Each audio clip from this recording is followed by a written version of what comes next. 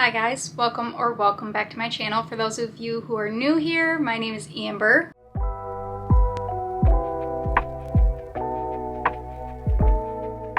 Today we're talking about 2025 releases. Quite a few of my most anticipated reads of the year, but also just other ones that I'm kind of interested in, because I am trying to kind of branch out in what I read. So I am going to be going in order of like release dates. So starting off with January, on January 1st, we have A Sea of Unspoken Things by Adrienne Young. And this one is a woman investigates her brother's mysterious death while coming to terms with her own haunting past in this atmospheric novel from the author of The Unmaking of June Farrow. For as long as she can remember, James' deep connection with her twin brother Johnny has gone beyond intuition. She can feel what he feels, so when Johnny is killed in a tragic accident, James knows before her phone even rings that her brother is gone and that she's alone, truly alone, for the first time in her life. When James arrives in the rural town of Hawthorne, California to settle her brother's affairs, she's forced to rehash the ominous past she and Johnny shared and finally face Micah, the only person who knows about it. He's also the only man she's ever loved, but James soon discovers that the strange connection she had with Johnny isn't quite gone, and the more she immerses herself into his world, the more questions she has about the brother she thought she knew. Johnny was keeping secrets, and he's not the only one. What she uncovers will push her to unravel what happened in the days before Johnny's death, but in the end, she'll have to decide what truly should come to light and what should stay buried forever. So I haven't read The Unmaking of June Farrow, but I've heard so many good things on it, and it is on my TBR. I've just never gotten around to it. Then on January 7th, we have Immortal by Sue Lynn Tan. That is the author of Daughter of the Moon Goddess, which again is on my physical TBR and still haven't gotten to that one. Inspired by Chinese mythology and is set in the same world as Celestial Kingdom, this is a standalone. It features a compelling new heroine, the resourceful leader Lian, pledged to serve the immortals who protect her kingdom of Tianxia. Lian runs into trouble when she catches feels for the legendary god of war. Say less. Then also on January 7th, we have The Starlight Heir by Amalie Howard. And this one says, for a cool twist on the typical romantasy recipe, consider this novel. This one draws from Indian and Persian mythology and introduces a new epic heroine, Soraya Saab, who happens to be the realm's greatest bladesmith. When Soraya is invited to court, romance and intrigue ensue. This one was under like the romantasy column. Then on January 14th, we have Lightfall by Ed Crocker. This one is a mix of mystery and fantasy. Introduces the vampire city of First Light, where the rich get richer and the poor have to drink whatever blood they can find. When palace housemaid Sam stumbles into the wrong room, she must team up with a failed sorcerer and a werewolf assassin to unravel a vast conspiracy. Then also on the 14th, we have Witchcraft for Wayward Girls by Grady Hendrix. And this is the same author as the Final Girl Support Group, How to Sell a Haunted House, yeah. And My Best Friend's Exorcism. And also the Southern Book Club's Guide to Slaying Vampires, which I haven't read any of those. I always say I'm going to, and then I don't. This one says, contemporary horror superstar Grady Hendrix turns his eye for evil to witchcraft with this new novel, which follows a group of pregnant teenagers in a Florida group home for unwed delinquents. When a friendly librarian gives the girls a book on the occult, the teens tap into their own innate powers and turn the tables on their oppressors. Then this next one, January 21st, Onyx Storm by Rebecca Yarros, third book in the Empyrean series, which is Fourth Wing, Iron Flame, Onyx Storm. One of my most anticipated reads. I can't wait for that one. I'm not going to read the synopsis on that because it is the third book in the series. Then on January 28th, we have The Crash by Frida McFadden. And this one says, 8 months pregnant and fleeing from a fast collapsing life, Tegan's day can't get any worse until it does. Now she's stranded in a savage Maine blizzard with a broken ankle and a menacing pair of strangers. Again, I haven't read any Frida McFadden books, but I see so many people that love her books, so I want to. Then on January 28th, we have Out of the Woods by Hannah Bonham Young. And this one says Sarah Linwood is what you would call an indoorsy type, so when she and Caleb, her husband of 17 years, set out on a couples therapy wilderness hike, there's no guarantee of success on any level. And then it says she delivers a romantic comedy featuring outdoor hijinks, high school sweethearts, and rough patches, both figurative and otherwise. Then moving into February 4th, we have Deep End by Allie Hazelwood. This one Says genre ace Allie Hazelwood switches gears yet again with her latest book, a sports-themed romance about a college fling that drifts into dangerous waters. Stanford platform diver Scarlett Vandermeer knows all about jumping into the deep end, but when she meets the new swim team captain, she may be in over her head. February 11th, we have Scythe and Sparrow by Brynne Weaver. This is the third book in the Ruinous Love trilogy, the first one being Butcher and Blackbird, then Leather and Lark. This one's following the third brother. And it says, Book 3 in Brynne Weaver's popular Ruinous Love trilogy continues the series' tradition of standalone but interconnected dark comedy romance adventures. Weaver's unique story cycle features indie rock musicians, contract killers, circus motorcycle performers, small-town doctors, multiple POVs, indiscriminate murders, and improbable happy endings. Like I said in my last video, I liked the first one. I really liked the first one. Second one was okay. I'm not going to get my hopes up as high for this one as I did the second one, so that I can't be as disappointed as I was. Then on February 18th, we have Rebel Witch by Kristen Ciccarelli. This one is the second and I believe last book in the Crimson Moth series. The first one being Heartless Hunter. I haven't read that one yet, but it is on my TBR and I do want to get to that soon. Okay, yeah, so this is the second and final book. It's just a duology, which is following like a witch and a witch hunter and their romance, I think. Then February 25th, we have Something in the Walls by Daisy Pierce. And this one says, child psychologist Mina has just agreed to help a 13-year-old girl who insists she's being menaced by an ancient witch. As it happens, the girl's family lives in a remote village with superstitious locals. Then moving into March, on the 18th, we have The Buffalo Hunter Hunter by Stephen Graham Jones. And this one says, I didn't realize that. He's also the author of The Only Good Indians, which I actually just picked up earlier this month, but I haven't read it yet. This one says, his new historical horror novel is set in 1912 and features a Lutheran priest, a series of confessions, and a vampire who enforces a very specific code of justice. Seriously, keep the lights on. Then on the 25th, we have This Book Will Bury Me by Ashley Winstead. And it says, in the wake of the infamous Delphine massacres, grieving college student Jane Sharp falls into the strange and dangerous subculture of online serial killer hunters. Houston author and dedicated genre hopper Ashley Winstead presents a modern thriller set among the sinister intersections of murder, media, and true crime fandom. This is also the same author of In My Dreams I Hold a Knife. Then in April. April has a lot of books that I am really looking forward to coming out. So, April 1st, Say You'll Remember Me by Abby Jimenez comes out. I absolutely loved yours truly. I have Just for the Summer. I still have not read it yet, but I plan on reading that like the end of March in anticipation for this one coming out. I don't know if this is like set in the same world. I believe it is. I'm pretty sure I heard someone say that there's characters from this either as the two main characters or there's like a cameo of characters from this in there. But I think it's just like interconnected standalones again. But it says, if there's one thing better than a handsome veterinarian, it's a handsome veterinarian with a cute kitten. That's what Samantha always says. So when her date goes pretty much flawlessly, she's tempted to just leave it at that. A perfect memory of the ultimate pleasant evening. But fate as it won't marches forward. Then Fearless by Lauren Robert comes out on April 8th. This is the third and final. I think this is the final book in the Fearless trilogy. I'll have you know, first one, didn't really care for it. Gave it like 3.5 stars. Absolutely devoured and loved the Powerful novella.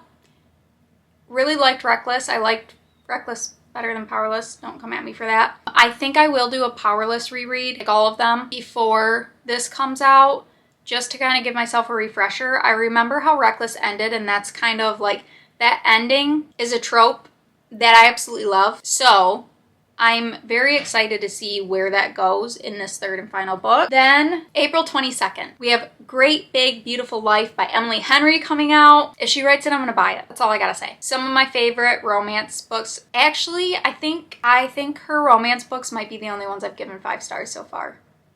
I don't read a ton of romance. Like every time I do read one, I'm like, wow, that was really good. I actually did enjoy that. Anyway, this one is a pleasantly twisty romance, features 2 writers in competition and maybe in love. Rookie author Alice Scott hopes to write the book of the year, but she'll have to deal with industry legend Hayden Anderson. Since they've both been invited to stay in a gorgeous mansion for a month, negotiations should be hot. I mean, forced proximity, rivals to lovers. Kind of sounds like a good, similar vibe to Beach Read. I'm here for it, and I'm gonna read that the day it comes out. I don't care what I'm doing. I'm gonna be dropping everything I'm doing, and I'm gonna be binging that. No doubt about it. Anyway, this one comes out April 29th, and it is Julie Chan is Dead by Leanne Zhang. It says, this debut novel from Canadian author Leanne Zhang tells the curious tale of Julie Chan, who has just assumed the identity of her recently deceased twin sister. Chloe, it seems, was a rich and glamorous influencer with powerful friends. But as Julie soon learns, Chloe's life was so much darker than anyone could have known. That sounds so good. Moving into May, April to May, back to back.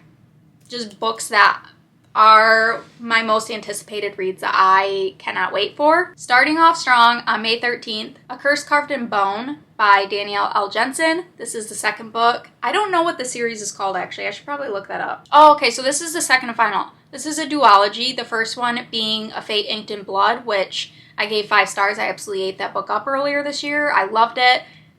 I've been dying for the next one to come out. This one says, the new novel returns readers to a vivid fantasy world drenched in the blood and lust of Norse mythology. In book 2 of the duology, Jensen reveals the fate of shield maiden Freya, who must overcome an ancient prophecy and a recent betrayal to save her people. Good way to put that short synopsis to not give anything away, but still draw you in if you haven't read the first one. I highly recommend reading it, even if you don't think you'll like Norse mythology, you don't really know anything about it. I've said time and time again that that book does such a good job at giving you what you need to know in Norse mythology without overcomplicating it and making it feel overwhelming. It was super easy to get into, super easy to understand. The banter starts literally within the first 10 pages, and it was so good. Everything about that book, I loved it. The way it ended was a cliffhanger that has been eating me alive since I read it, and I need this to come out. Then, on the 20th, we have The Night and the Moth by Rachel Gillig. This is a new, I don't know if this is going to be a series or a standalone. It doesn't say. But this is the author of One Dark Window. That duology, phenomenal. Phenomenal. It's a Shepherd King duology. If you have not picked that up, highly recommend it. It's got like a dark, gothic, grim atmosphere to it. And it was such a unique story that I still think about to this day. I loved it. I cannot wait for her to come out with a new story. And the synopsis is, Sybil Delling is a diviner, cloistered since childhood to receive visions from the otherworldly entities known as omens. When her fellow seers start to vanish mysteriously, Sybil teams up with the knight Roderick, a heretic but an uncommonly handsome one. Author Rachel Gillig takes a gothic approach to the romantasy tale full of moonlight and cathedrals and the occasional smoldering gaze. Then also on the 20th, we have The Memory Collectors by, I don't know how to say this author's name. I don't know if it's Deet or Date. I don't know how to pronounce it. Messerv. I probably completely butchered that, and I'm sorry for that. But this one, it says fans of time travel tales and genre hybrids might want to check out the latest from this author. A miraculous new tech company, Aeon Expeditions, enables people to revisit their past, but just for an hour and just as an observer. That's the plan anyway. Then on the 27th, we have Never Flinch by Stephen King coming out. A killer out for revenge and a vigilante stalking a feminist celebrity speaker see their tales mingle in the latest novel from the world's most popular horror novelist. Readers will also find familiar King characters here, including Holly Gibney and gospel singer Sister Bessie. I've never read a Stephen King book. I'm not gonna lie. So I'm interested in it, but it's one that, if I'm gonna be completely honest with myself, I probably won't pick up. Going into June, on the 10th, we have Bury Our Bones in Midnight Soil by V.E. Schwab. It says, this new novel from veteran author V.E. Schwab is shrouded in mystery, but advanced words suggest we can expect a multi-generational sapphic vampire story set in 16th century Spain and Victorian era London and present-day Boston. The author herself has dropped a note in the community review section of Goodreads. Okay, I'm going to read like the actual synopsis, if it'll let me. Well, it won't let me hit read more to actually read the synopsis. On the 17th, we have Sounds Like Love by Ashley Poston. I'm going to say her last name twice every single time because I don't know which is the right one. So I read The 7-Year Slip earlier this year by her, and I really liked it. I think I gave that like 4.5 stars. I did not read a novel love story by her. I do want to. I've heard mixed things on that one, but I do want to read that one. But this one says, a hit-making songwriter and a bitter musician share a startling and inexplicable connection that they'll do anything to shake. In the next sparkling, magical book from Ashley, Johnny Lark is living the dream. She's one of the most coveted songwriters in LA, and she can't seem to write. There's an emptiness inside her and nothing seems to fill it. When she returns to her hometown of Vienna Shores, North Carolina, she hopes that the sand, the surf, and the concerts at the Revelry, her family's music venue will spark her inspiration. But when she gets there, nothing is how she left it. Her best friend is avoiding her, her mother's memories are fading fast, and the revelry is closing. How can she think about writing her next song when everything is changing without her? Until she hears it. A melody in her head, lyricless and half-formed, and an alluring and addictive voice to go with it, belonging apparently to a wry musician and hang-ups of his own. To a wry musician with hang-ups of his own. Surely he's a figment of her overworked imagination, but then the very real man attached to the voice shows up in Vienna Shores. He's aggravating and gruff on the outside, nothing like the sweet, funny voice in Joni's head. And he has a plan. They'll finish the song haunting them both, break their connection, and hope they don't risk their hearts in the process. Because the song's stuck in their heads, maybe it's there for a reason. I really love how she writes, like, the magical undertone in her love stories. It's just such an interesting twist to it, I guess you would say. I don't know. I really enjoyed the 7-Year Slip, and I'm hoping that this one has very similar vibes, because I really liked how you got like subtle hints of things in the beginning, and by the end of it you realize the connection that it had and the hint of to like who it was leading up to. So I'm looking forward to that one a lot. Then on the 24th, we have Don't Let Him In by Lisa Jewell. It says, Patty Swan was the life of the party until the day a man pushed him in the path of an oncoming train, leaving his 20-something daughter Ash and wife Nina devastated. Shortly after Patty's funeral, the two women receive a surprise in the mail, a note and package from Nick Radcliffe, an old friend of Patty's, and a nondescript lighter that once belonged to him decades ago. This unexpected gift draws Nick and Nina closer together, much to Ash's dismay. Martha is a small-town florist with dreams and expansion. She lives with her second husband, Al, her baby, and 2 sons from her prior marriage. But they never seem to have any money. And with his constant traveling for work, she feels like a single parent, especially when an emergency makes her realize something needs to change.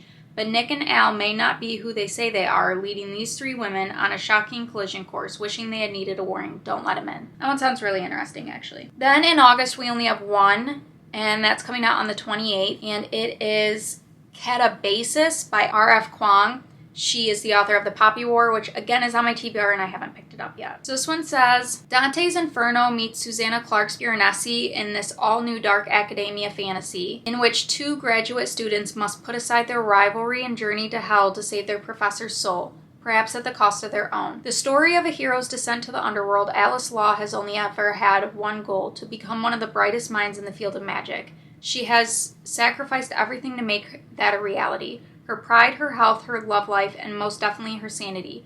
All to work with Professor Jacob Grimes at Cambridge, the greatest magician in the world. That is until he dies in a magical accident that could possibly be her fault. Grimes is now in hell and she's going in after him, because his recommendation could hold her very future in the now incorporeal hands, and even death is not going to stop the pursuit of her dreams. Nor will the fact that her rival, Peter Murdoch, has come to the very same conclusion. With nothing but the tales of Orpheus and Dante to guide them, enough chalk to draw the pentagrams necessary for their spells, and the burning desire to make all the academic trauma mean anything, they set off across hell to save a man they don't even like.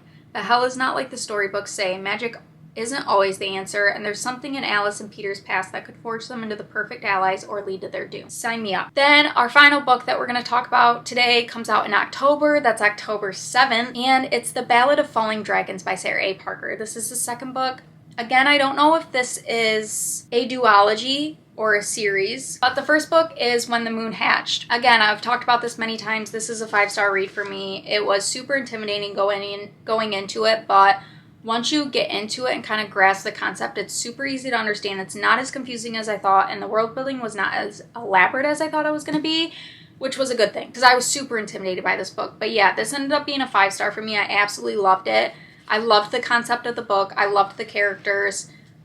The characters themselves, like their storyline, wasn't anything super unique, but it was still good nonetheless. This one, I'll just read the synopsis to the first one because I don't want to give anything away. It says, the creators did not expect their beloved dragons to sail skyward upon their end, to curl into balls just beyond gravity's grip, littering the sky with tombstones, with moons. They certainly did not expect them to fall.